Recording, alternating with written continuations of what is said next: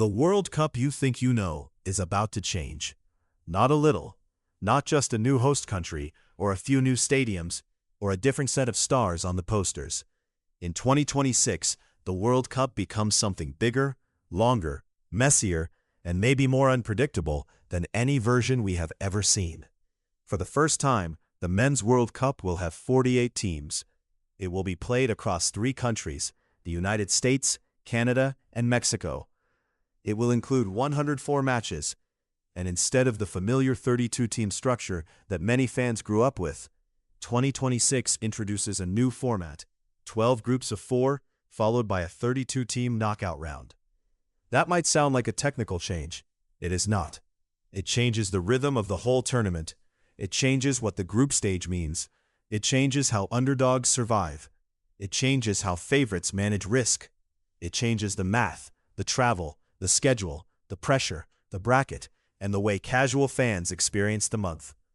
So if you are a newer soccer fan in North America, or if you only tune in every 4 years, and suddenly everyone is talking about 48 teams, this is your guide.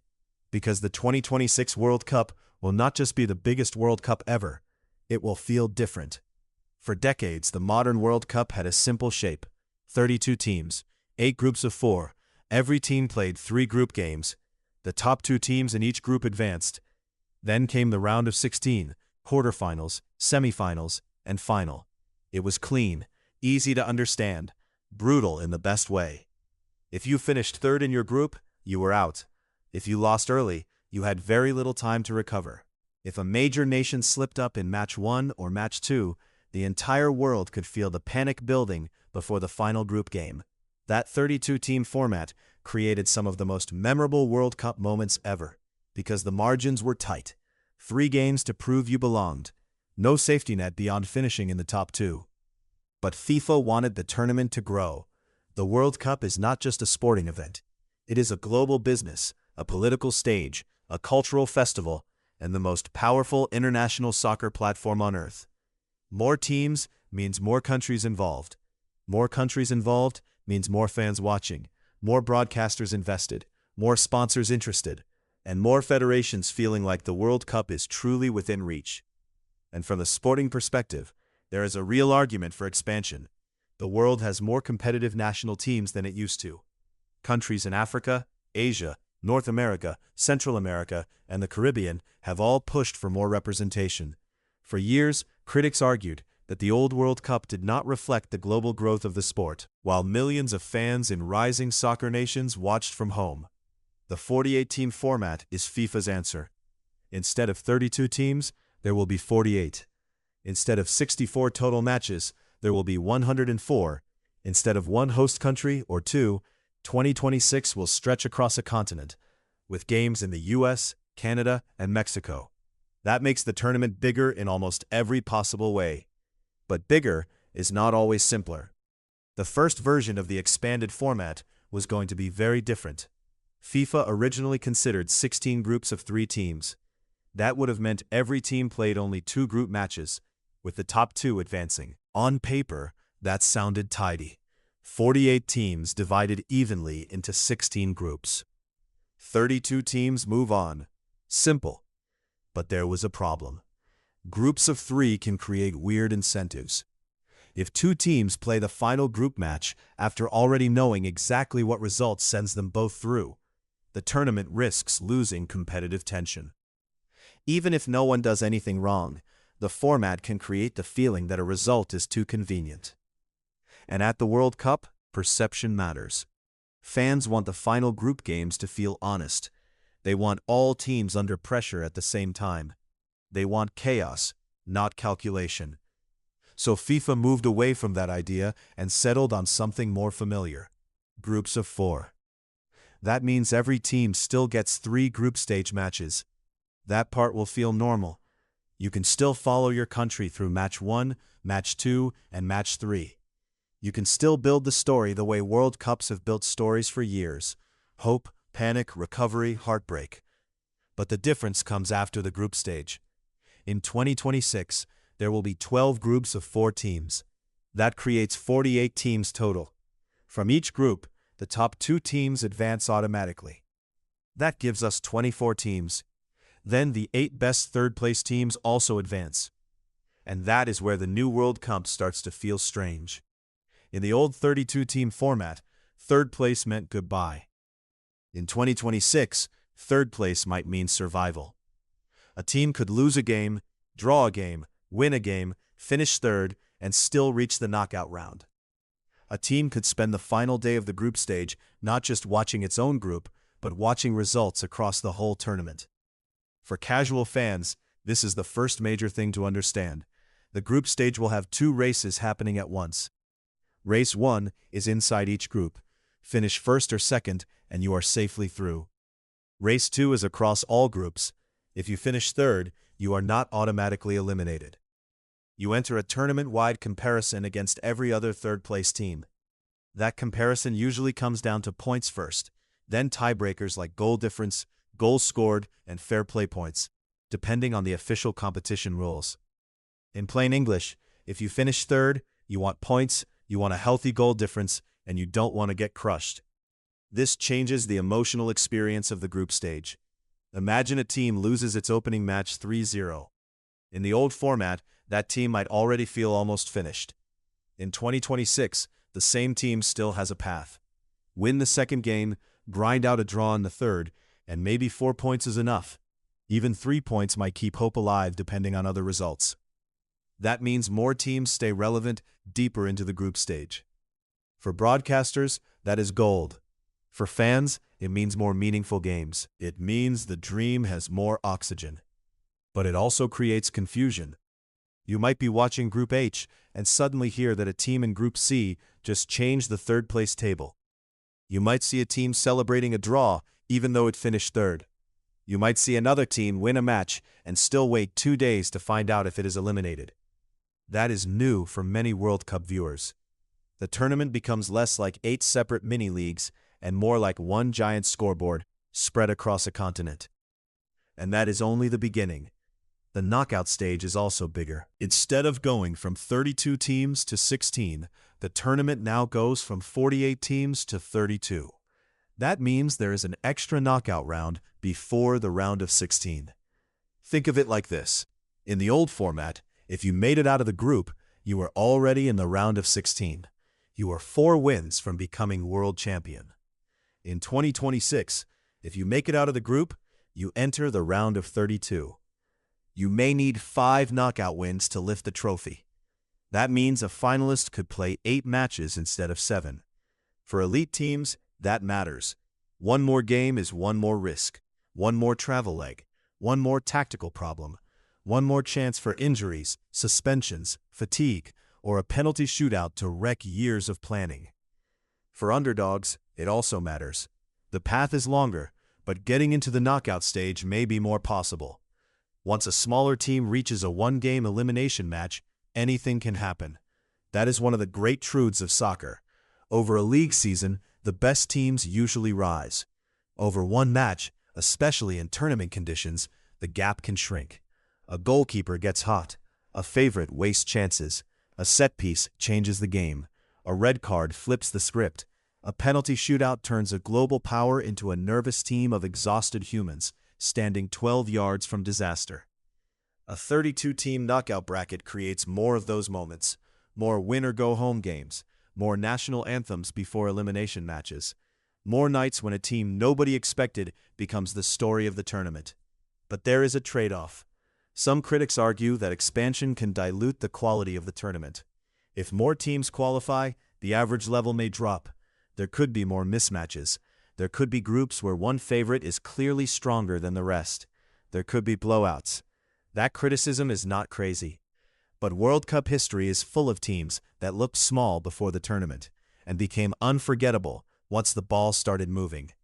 The problem with judging teams only by reputation is that reputations lag behind reality. Soccer changes. Generations rise. Coaching improves. Diaspora players choose different national teams. Smaller federations professionalize. A country that looked like an easy opponent 4 years ago might be a nightmare now. Expansion creates room for those stories. And in 2026, those stories will matter more because the tournament is happening in North America. This is not a compact World Cup. It is not a tournament where every city is a short train ride away. The United States, Canada, and Mexico together create a massive geographic stage. For fans, that means the World Cup becomes part sporting event, part travel adventure. One day, the tournament might feel like a summer festival in Mexico City. Another day, it might feel like a packed NFL-style spectacle in Texas. Another night, it might shift to a Canadian city with a completely different atmosphere. The World Cup has always been global, but 2026 will feel continental. That scale affects the format too. Travel and rest will be major storylines. Teams will care deeply about where they are based, how far they fly, what climate they face, and how quickly they recover. A game in a hot, humid city can feel very different from a game in a cooler environment. A long flight after a physically draining match can matter. A short turnaround can change a coach's lineup. In the old World Cup format, those details already mattered. In a longer 104-match tournament, they matter even more. For casual viewers, this is one of the hidden layers to watch. Do not just look at who a team plays. Look at where they play. Look at how much they travel. Look at whether they get an extra day of rest. Look at whether their final group game is in a climate that favors their style. The new format rewards depth. A team cannot rely only on 11 stars. It needs a squad. It needs rotation players who can handle pressure.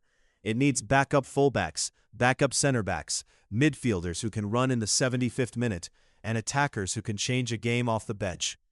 Because if you want to win the 2026 World Cup, you may have to survive 8 matches in just over a month. That is not only a test of talent, it is a test of logistics, conditioning, medical staff, scouting, and emotional control. Another major difference is the way the final group matches can feel. In the classic 32-team format, the final matches in each group were often simple to explain.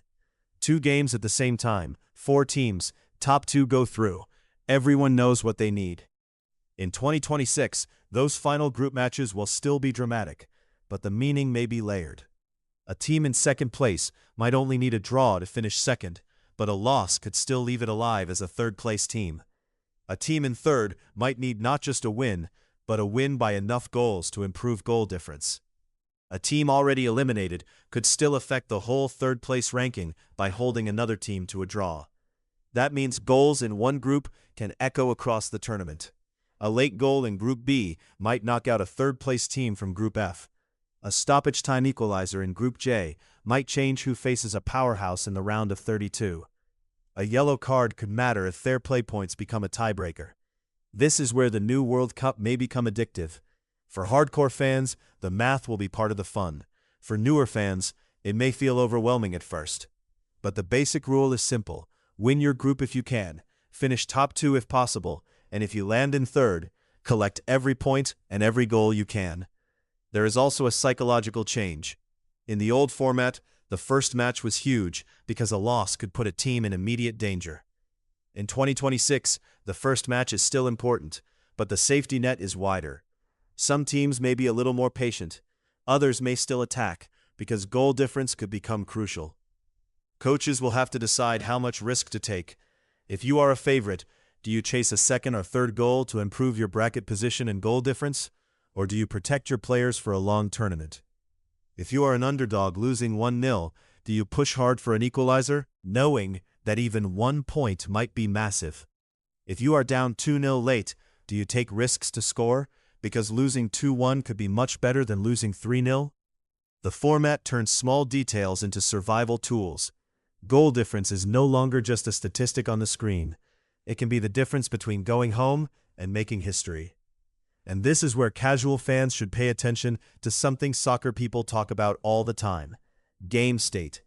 Game state means the situation inside the match. The score, the time left, the cards, the standings, the tiebreakers, the energy, the incentives. A 0-0 draw is not always boring. Sometimes it is a disaster. Sometimes it is a masterpiece. Sometimes it sends both teams through. Sometimes it eliminates one of them. Sometimes it is only half the story, because another match somewhere else is changing everything. The 2026 format will make game state more important than ever. That is part of why this World Cup could be perfect for new fans, even if the format sounds complicated. Because North American sports fans already understand brackets. They understand wild cards. They understand playoff races. They understand scoreboard watching. They understand that sometimes your team finishes a game and then waits for another result to know its fate. The 2026 World Cup has a little bit of that energy. The best third-place teams are basically a global wildcard race. The round of 32 feels like a bigger playoff field. The host country scale feels familiar to fans used to major events spread across huge distances. But soccer adds its own twist. There are fewer scores. Every goal feels enormous. A single mistake can define a month. And because national teams do not train together all year like clubs, chemistry can be fragile. A team that looks great on paper can feel disconnected. A team with fewer stars can look organized, fearless, and dangerous. That is why the World Cup is not just a ranking exercise. It is a pressure machine. And in 2026, the machine gets bigger. Let's walk through the tournament shape in the simplest possible way. Step 1. 48 teams qualify. Those teams are drawn into 12 groups of 4. Each team plays 3 group matches. Step 2. The top 2 teams in every group advance. That gives us 24 teams. Step 3. The 8 best third-place teams also advance. Now we have 32 teams. Step 4. The knockout rounds begin. Round of 32, round of 16, quarterfinals, semifinals, final. Lose in the knockout stage and you are out. That is the skeleton. But the feeling of the tournament will come from the details. More countries means more debuts or rare appearances. More fan bases means more color, more songs, more flags, more neighborhoods in North America turning into temporary home bases. More matches means more storylines happening at once. For a channel like the Football Files, this is the dream and the challenge. There will not be one tournament story. There will be dozens. A favorite trying to manage expectations. A host nation trying to ride emotion. A debutante trying to win its first World Cup match. A veteran star trying to make one last run. A coach trying to solve travel and fatigue. A small country watching its team become famous overnight. The expanded format gives the tournament more doors. More teams can enter the story. More fans can see themselves in the event. For at least a few days, we are part of the World Cup. That matters. For many countries, qualification alone can change the sport at home. It can inspire funding, youth participation, media attention, and national pride. A single World Cup appearance can become a reference point for a generation. So when people ask why FIFA expanded the tournament, there are 2 answers. The cynical answer is money and politics. The generous answer is access and global growth. Both can be true. FIFA gets a bigger product. Broadcasters get more matches. Sponsors get more inventory. More federations get a chance to qualify. More fans get a team to follow. The question is whether the tournament stays special when it gets bigger. That is the real debate. A World Cup has to feel rare. It has to feel difficult. It has to feel like reaching it means something. If expansion makes qualification feel too easy, some of the magic could fade. But 48 teams out of the entire world is still exclusive. The majority of national teams still will not be there. And once the tournament begins, the pressure will still be real. No team will stand on the field thinking this is diluted. They will hear the anthem. They will see the flags. They will know families are watching back home. They will know one mistake can become a replay shown forever. That part does not change. What changes is the scale of possibility. In 2026, a country that might once have missed the tournament by one qualifying spot could be there. A region that felt underrepresented could have more chances. A fan who never expected to see their national team in a World Cup could suddenly be planning watch parties. That is powerful. Now, will the format be perfect? Probably not. There may be confusing third-place scenarios. There may be uneven groups. There may be fans complaining about too many games. There may be travel headaches. There may be matches that feel less glamorous on paper. But tournaments are not remembered only by the format. They are remembered by what happens inside it. Before a World Cup, everyone debates structure. After a World Cup, everyone remembers moments. A goal in stoppage time, a goalkeeper's save, a tiny country beating a giant, a host nation surviving a penalty shootout, a favorite collapsing, a new star arriving, a crowd noise that seems too loud to be real. The 2026 format is designed to create more chances for those moments. More teams, more matches, more knockout games, more fans with a reason to care. That does not guarantee a better World Cup, but it guarantees a different one. And for North American viewers, the difference will be impossible to miss. This tournament will not be something happening far away while people wake up early or sneak glances at scores during work. It will be in the time zones, in the cities, in the airports, on the highways, in the bars, parks, living rooms, and stadium districts. The format will shape the month, but the location will shape the feeling. A 48-team World Cup in North America means scale on top of scale. A bigger bracket in a bigger geography. A longer road in a region built for massive sports events. A global tournament dropped into a part of the world where soccer is still growing, but where major event culture is already enormous. That combination could make 2026 one of the most unusual World Cups ever. Not necessarily the purest, not necessarily the neatest, but maybe one of the most chaotic, accessible, and story-filled. So if you are trying to follow it, remember the simple version. There are 48 teams. There are 12 groups of 4. The top 2 in each group go through. The 8 best third-place teams also go through. Then 32 teams enter a knockout bracket. The champion may have to survive 8 matches.